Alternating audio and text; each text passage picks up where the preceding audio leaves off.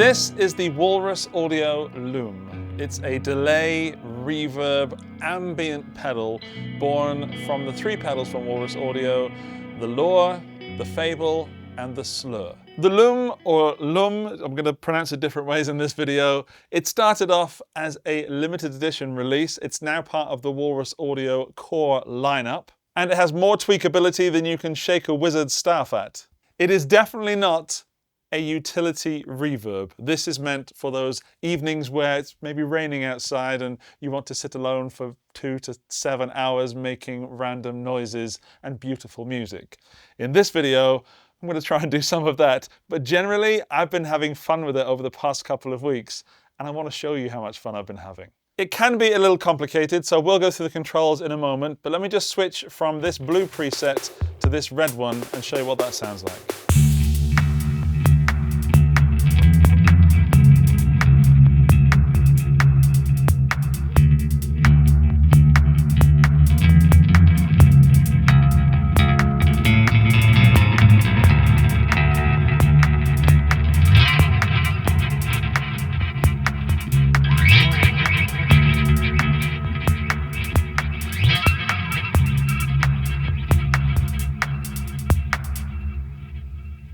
That's the first time I've done drum and bass on the channel. Right, let's go over the controls, what they do, and how they affect the sound. Firstly, you've got the foot switches down the bottom. Bypass turns it on and off, and moment will give you a momentary setting, which we will explore in a bit. At the top, we've got an input on the right, 9 volt, and then output on the left. As I said at the beginning, it is mono, so we're no stereo realms just here. Now, let's talk about the knobbage. First up, top right, the mix. All the way to the left will give you none of the pedals, so just some clean sound. In fact, there is a little bit leaking through. Okay, all the way to the right will give you all the pedal, none of the dry signal.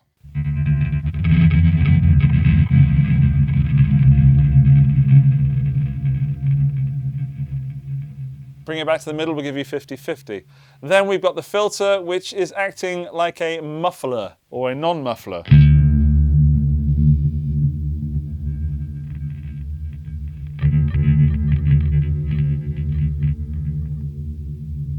So the further to the left it is, the more muffled the sound is going to be.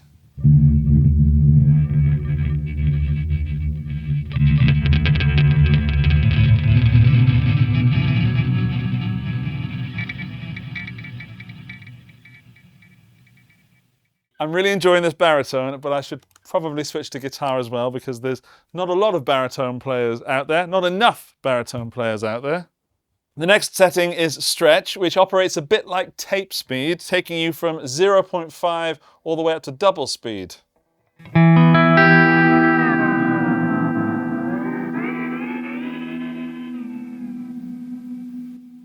With the middle one being about regular normal speed. Before we go on to X and decay, let's talk about the different modes. Mode 1 is grain cloud, which is like taking your piece of audio and then cutting it up into pieces and then throwing it up in the air like confetti and seeing what lands. If I put the mix up to 100% and put that in mode 1, you'll hear what I'm talking about.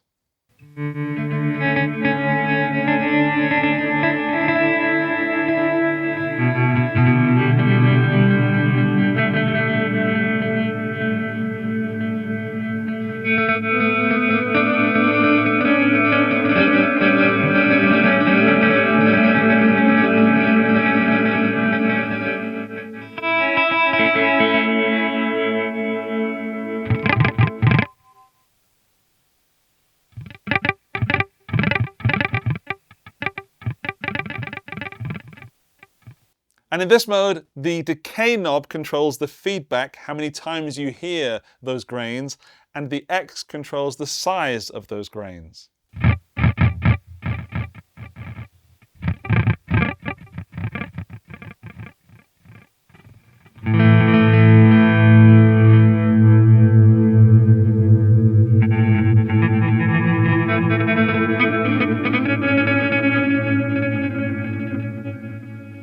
Now mode 2 is the same as mode 1, but it adds a reverb to it, so you get a bit more space.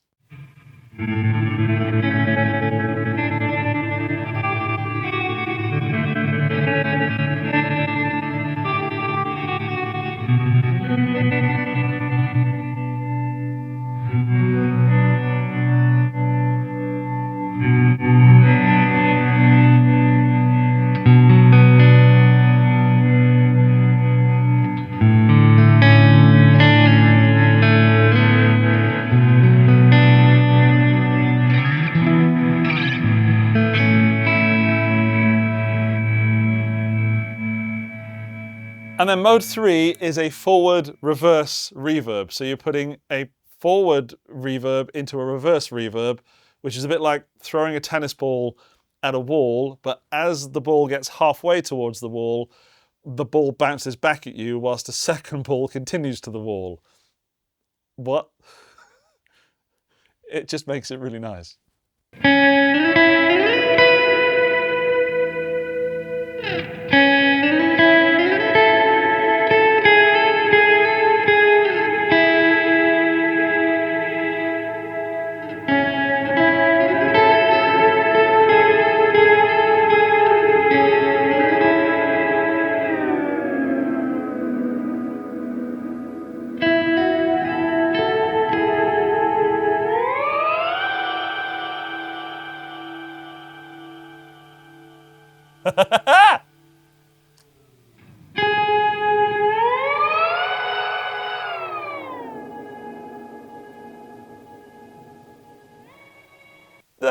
That is the moment switch. That's brilliant. That moment switch can be defined by, assigned to any of the knobs, which I'll show you how to do now. There it was assigned to the stretch, so it was stretching that tape loopy sort ofness to double speed. But let me just finish off those two knobs. In mode 2, the X controls the grain size again, so the same as mode 1, but the decay controls the length of the reverb tank.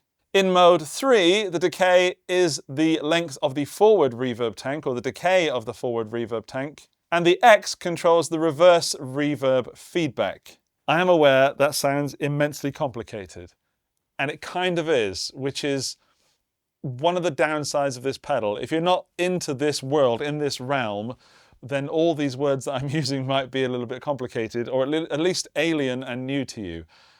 The beauty of a pedal like this is that you could just sit with it and make sounds and not understand what any of it is doing, and then just save presets.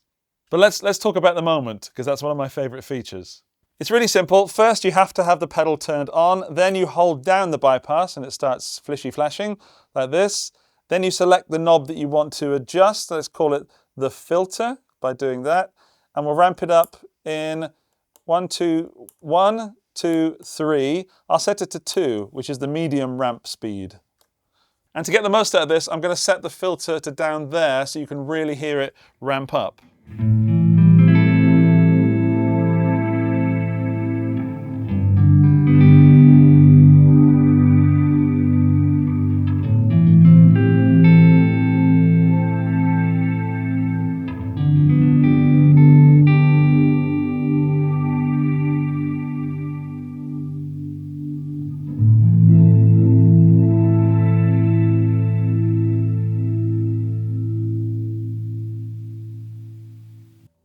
So now we're getting into real sort of synthy paddy territory, which if you're using loopers and things like that, this is extremely useful for. In fact, I like that so much, I'm going to save that to a preset, which you can do by holding down both buttons, and it'll flash and say, I'm a saved preset, and I am now the new red preset. There's also something the pedal does that I found out completely by accident, and that is you can adjust the bypass mode to have tails or to be completely dead cutoff when you switch it off like that. And the way you do that is by, currently I've got it in tails, so when I do switch it off,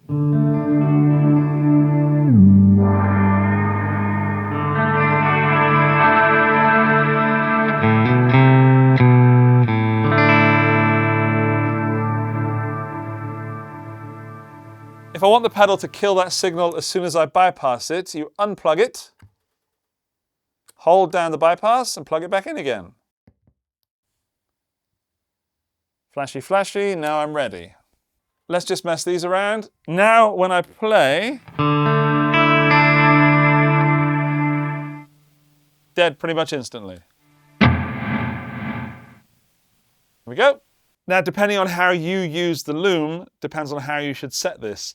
I'm more a fan of the tails, so I'm going to put it back in that mode. Whoa. Now, the loom also plays really nicely with other pedals. I've got a fuzz pedal called the Wizard from Tone Cult FX, and I've got the Swellow from EHX, which is going to adjust the attack of my notes and make it all paddy and cello-y.